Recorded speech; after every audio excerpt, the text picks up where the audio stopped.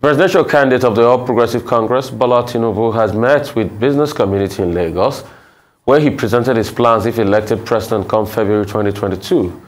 Tinubu, alongside his running mates and other members of his campaign team, unveiled a strategy to tackle critical issues of security, education, health, and the economy in the first of such dialogue with the private organized sector in the country. Rise correspondent Tokunbo Yetunji has more. The presidential candidate of APC. It is his first of such town hall with the organized private sector in Nigeria since emerging the flag bearer of the ruling All Progressives Congress. Mr. Bola Tinubu is attending the meeting in a hall filled with major corporate sector players and the Nigerian business community, with not just his running mate, but a team of other individuals with expertise in different spheres. And straight to the business of the day, the APC presidential candidate presents a highlight of his blueprint for Nigeria before calling on members of his team to elaborate further.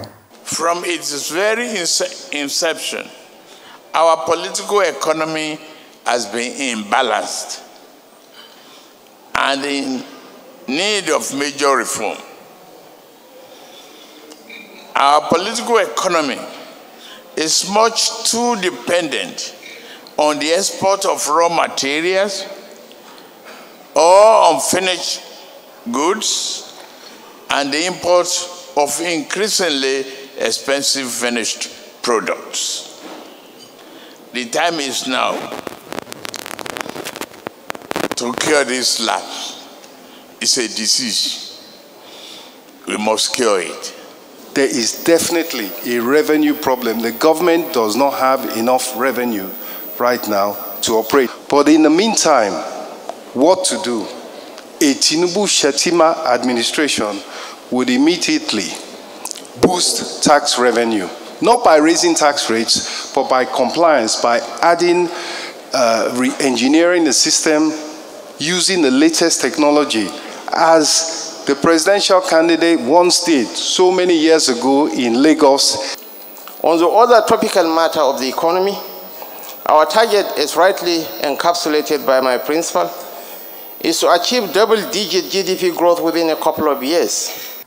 Specifically, the candidate of the ruling party promises his audience that should he be elected president of Nigeria come 2023, the era of fuel subsidy will be gone for good.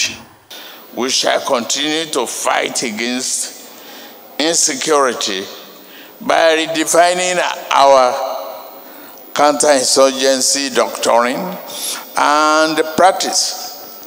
Our response to terror, kidnapping, and violent criminality will be defined by the following elements. We shall enlist more people in the armed forces, security services, and the police. Time to interact and entertain questions from the audience, and there are plenty of them, from the economy to health, education, power, and the environment.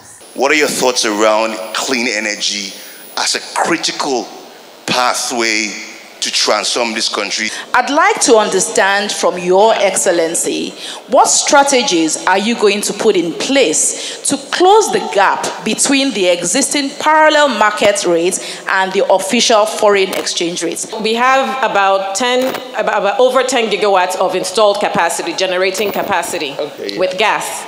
So we will ensure that we're paying commercial prices for gas upstream so that you can invest in gas supply to the power sector, so that you can unlock your existing generating capacity.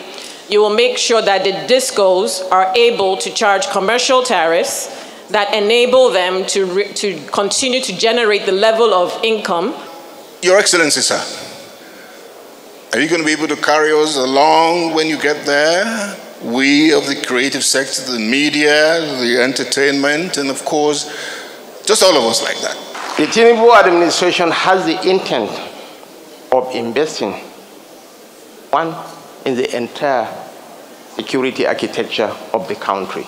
We'll be proactive, we'll invest in software, we'll invest in hardware, we'll invest in men and resources so that we bring a lasting peace to our country.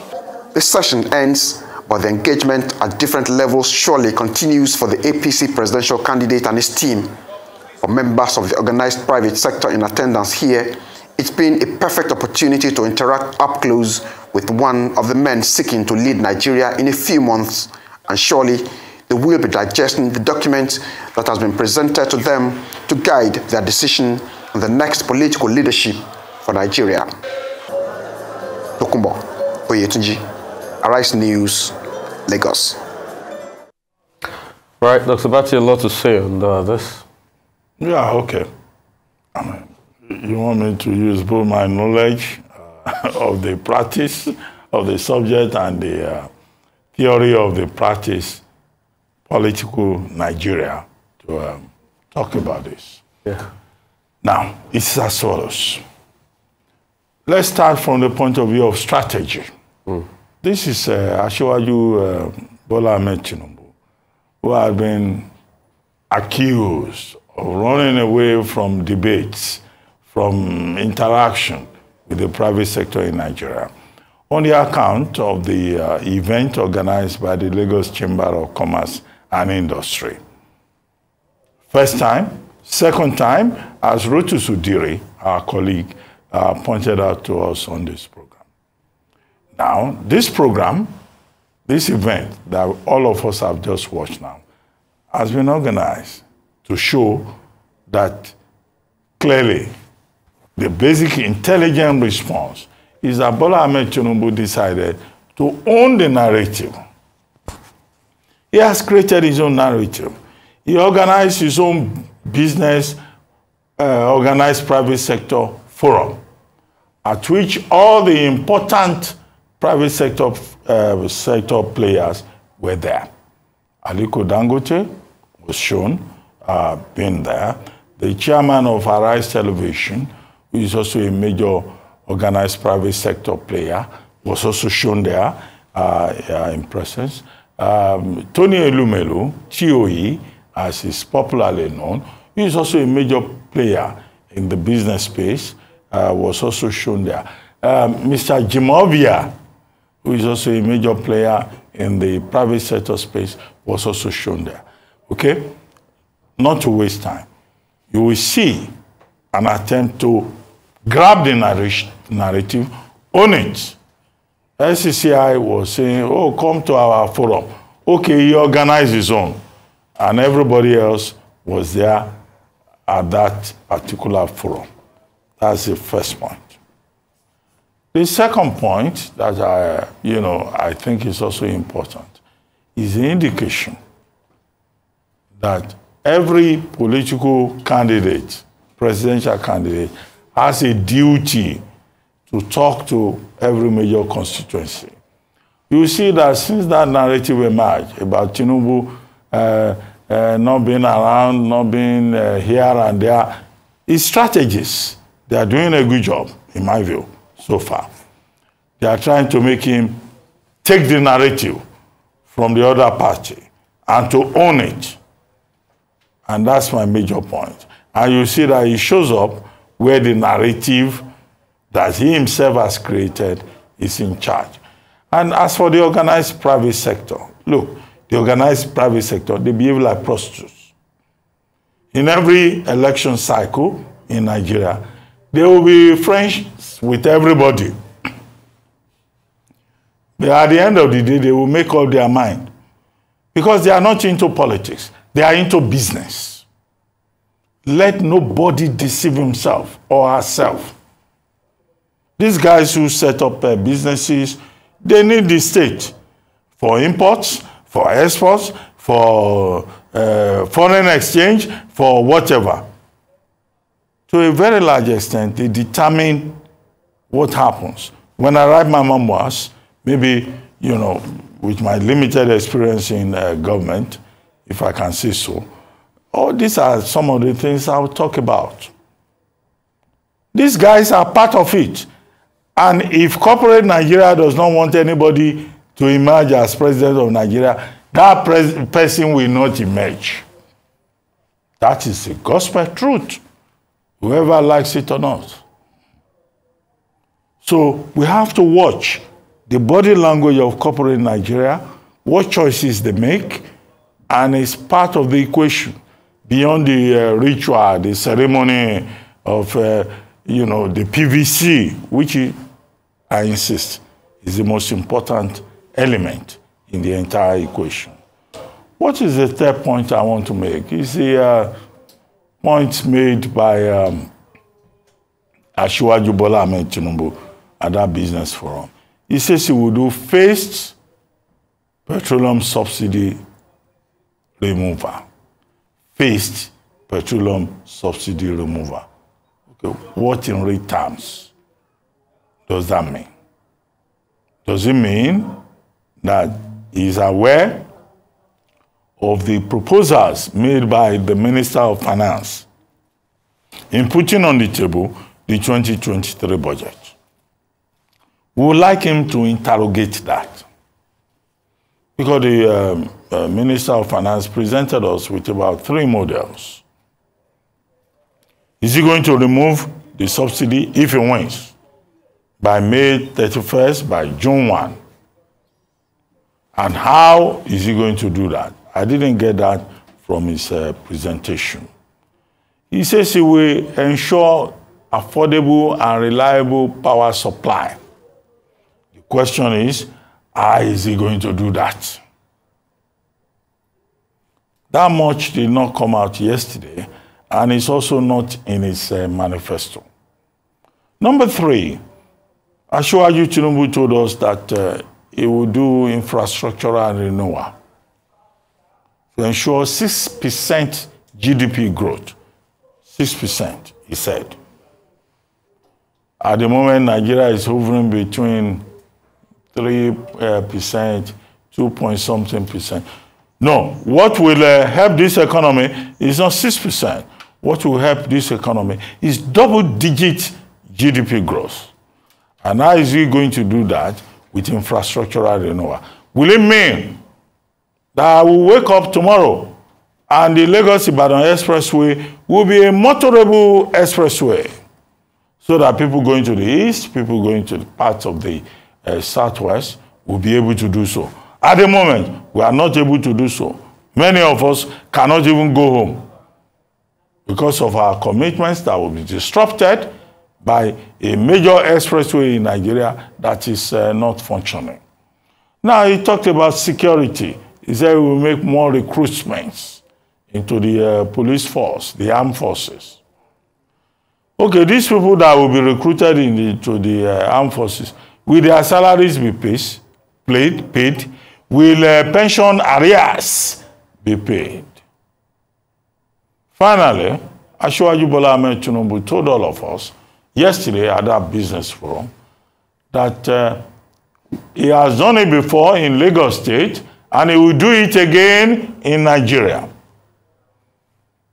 He says that Lagos is a more prosperous place because of what he did, and that he wants Nigeria to be a more prosperous place. We will need more details in terms of how he intends to do that. And the biggest albatross, the Achilles heel Asiwaju Bola Ahmed Tinubu has to deal with is that there are Nigerians who say that he cannot turn Nigeria into another Lagos. Because in Lagos today, it's like the Godfather. He's been Godfather. He's been an absolute dictator for years. If he becomes president of Nigeria, will he allow other people to breathe, to enjoy God-given oxygen? Will he also allow a space for free expression, for free actualization? That's the other question that I think Asiwaju Bola Ahmed Tinubu has to deal with. But what he has tried to do, he wants to own the game. What he did yesterday is what is called owning the game. He wants to take charge. He wants to tell the LCCI, you boys are small boys. We are the owners of the game. But the owner of the game must be serious about it. That's what will resonate with the public.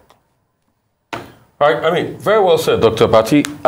Concerning owning the game, I think it's only fair that if other candidates subjected themselves to the LCCI, the Lagos Chamber of Commerce, that the presidential candidate of the APC too should subject himself. So this might be his business town hall, but I think the LCCI is still waiting for him, and they should fix a date that is viable, and the LCCI people can come there.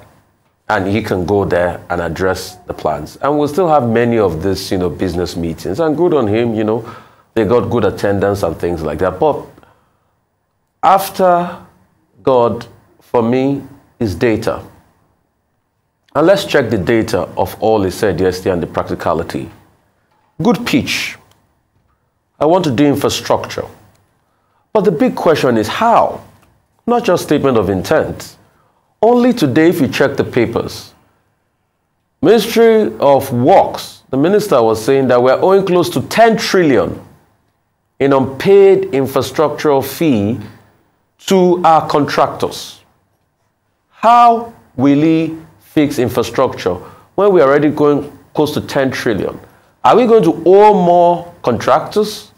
What is the way at which we're going to get the money to do infrastructure? How? You want to provide electricity? Yes. How? Where is the capital for you to build more power stations?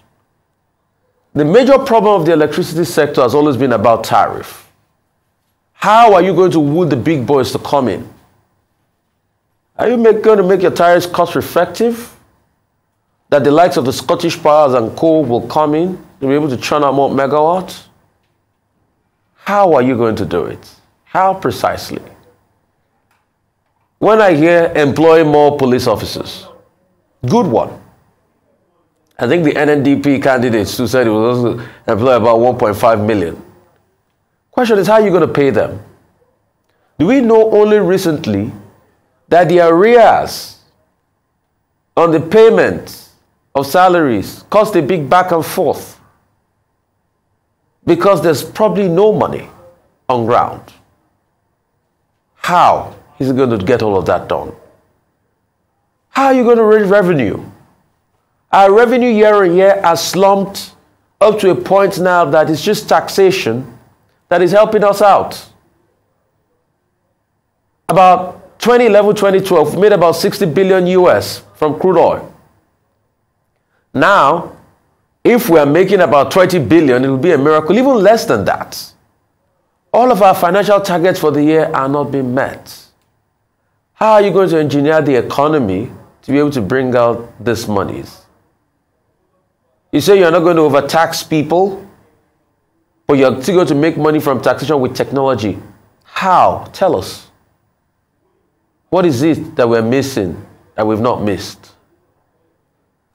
I didn't hear a lot of talk about the informal sector, which is a critical sector in this country.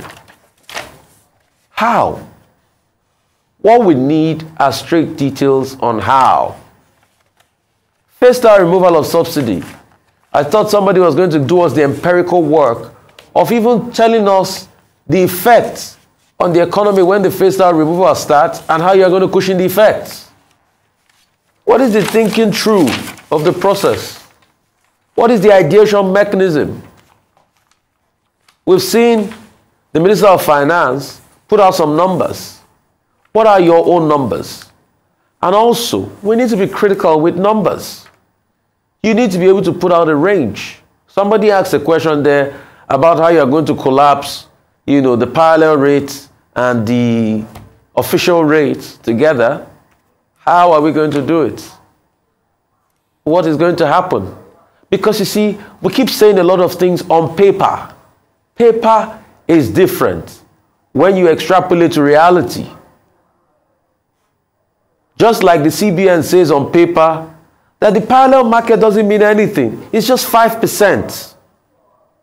But the parallel market rate dominates what happened in our forex market rates. Because when you even go to the official INE window, how easy it is to get forex? Is it to get forex?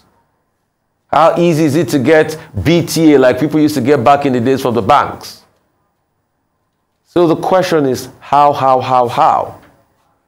And that's why we also want all the candidates, presidential candidates, to show up for the debate. I think NESC is going to have one on the 15th of November. So people can interrogate how in debate situations. And we also like the candidate to still go to the SCCI.